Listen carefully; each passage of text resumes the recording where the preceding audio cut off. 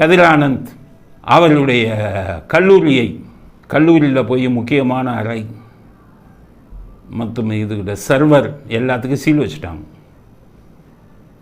இடி சீல் வச்ச உடனே இப்போ உயர் நீதிமன்றத்தில் வழக்கு போட்டிருக்காரு கதிரானந்த்.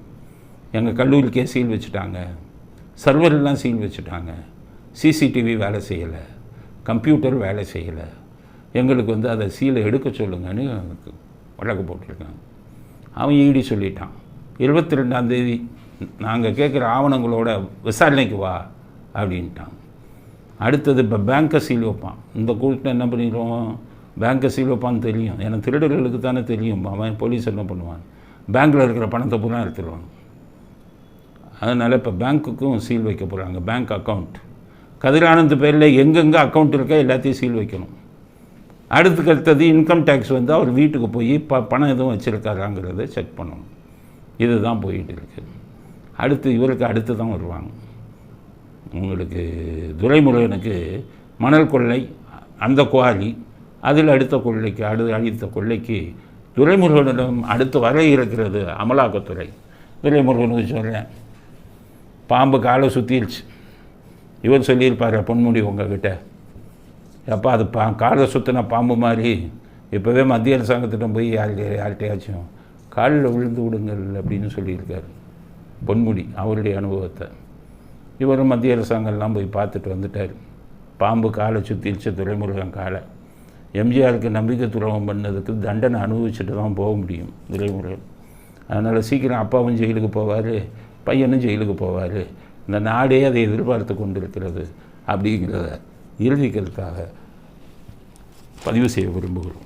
பெருந்தகை காங்கிரஸ் மனுநீதி சோழன் ஆட்சி நடக்குதான். இந்த மாதிரி உலகமாக ஜோக் தமிழ்நாட்டில் மனுநீதி சோழன் ஆட்சி நடக்குதான்.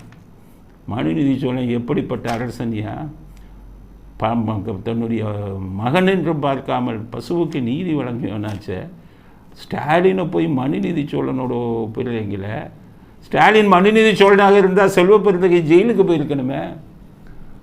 உங்களுக்கு ஆம்ஸ்ட்ராங் கொலை வழக்கில் நீங்கள் தான் கொலையாளி அப்படின்னு சொல்லி அவங்க குடும்பமே சொல்லும்போது மனுநீதி சோழனாக ஆட்சி எடுக்காமல் உங்களை காப்பாற்றி கொண்டிருக்கிறாரே ஸ்டாலின், அவரை மனுநீதி சோழன் என்று சொல்கிறீர்களா? ஒரு அரசாங்கத்தில் ஜூனியர் என்ஜினியராக வேலை பார்க்கும்போது இப்போ என்ஜினியரிங் பட்டதாரியை கன்னத்தில் அறைந்த உங்கள் திருவொற்றியூர் திமுக எம்எல்ஏவை காப்பாற்றி இன்றைக்கி வர அதில் வழக்கே போடாமல் இருக்கிறவர் மனுநீதி சோழனா? அவர்கிட்ட தான் கேட்குறேன், செல்வ பெருந்தகிட்ட. பெண் போலீஸ்கிட்ட பாலியல் பலாத்காரம் பண்ணின 2 கட்சிக்காரர் மேலேயும் வழக்கு போடாமல் காப்பாற்றி கொண்டிருக்கிறாரு இவர். அப்போ இப்படிப்பட்ட ஸ்டாலின் ஒரு மனுநீதி சோழனா? கள்ள ஓட்டு போட்டு ஜெயக்குமார் பிடித்து கொடுத்த திமுக குற்றவாளியை இன்று வரை வழக்கு போடாமல் காப்பாற்றி கொண்டிருக்கிறாரு இவர் ஒரு மனுநீதி சோழன் சொல்கிறீங்களா? தன்னுடைய மகனையே தண்டித்தவரில் மனுநீதி சோழன். உங்கள் மகன் 30,000 கோடி 2 ஆண்டுகளில் கொள்ளையடித்து விட்டார் அப்படின்னு சொல்லி உங்கள் கட்சியை சேர்ந்த மந்திரி பிடிஆர் தியாகராஜன் சொல்கிறாரு, மகன் மேலே நடவடிக்கை எடுத்தீங்களா? இவரை எல்லாம் மனுநீதி சோழனுக்கு இணையாக ஒப்பிடலாமா? அதனால் உங்களுக்கு இவருக்கு செல்வ பெருந்தகைக்கு புத்தி கலங்கி விட்டது அப்படிங்கிறது தான் அவருடைய இந்த பேச்சுக்கு நாங்கள் கொடுக்க விரும்பும் பதில். அடுத்து இன்னொரு முட்டாள் கொங்கு ஈஸ்வரன் ஒரு ஆள். அந்த கொங்கு மக்களுக்கு சொல்கிறேன், எவ்வளோ பெரிய ஆளுங்க நீங்கள், எத்தனை பிஸ்னஸ் வச்சு எவ்வளவு இன்று கோயம்புத்தூரையும் ஈரோடையும் பெரிய லெவலுக்கு அகில இந்திய அளவுக்கு தூக்கி விட்டுக்கிட்டு இருக்கிறது நம்ம கொங்கு வேளாளர் சமுதாயத்தை சேர்ந்தவங்க. இவ்வளவு அறிவாளிகள் ஒரு அறிவில்லாத ஆளு போய் எம்எல்ஏக்கு ஓட்டு போடுறீங்களே இந்த கொங்கு ஈஸ்வரன் மாதிரி ஆளுக்கு.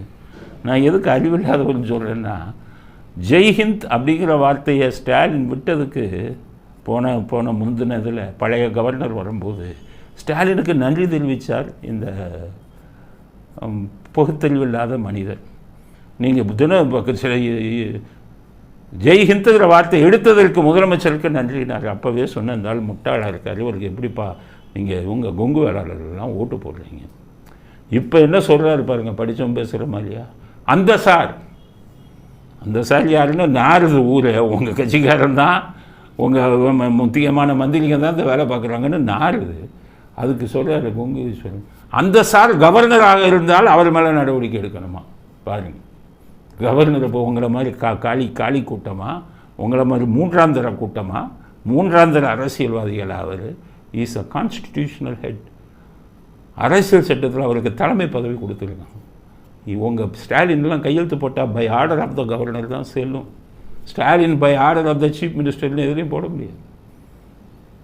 கவர்னரின் ஆர்டர் அப்படின்னு தான் போடுவோம். அப்படிப்பட்ட ஒரு அரசியல் சட்டத்தின் தலைவராக இருக்கிறவரை இந்த அந்தசார்னு சொல்லி ஒரு மூன்றாம் தடவம் பூரா கட்சிக்காரன் பூரா இதில் பங்கு பெற்றதை அவரை கொச்சப்படுத்தி பேசுகிறாங்க. உங்கள் வேளாளர் சமூகத்தை சொல்ல இந்த மாதிரி ஆளுக்கு ஓட்டு போட்டிங்கன்னா உங்களுடைய மானம் போயிடும்.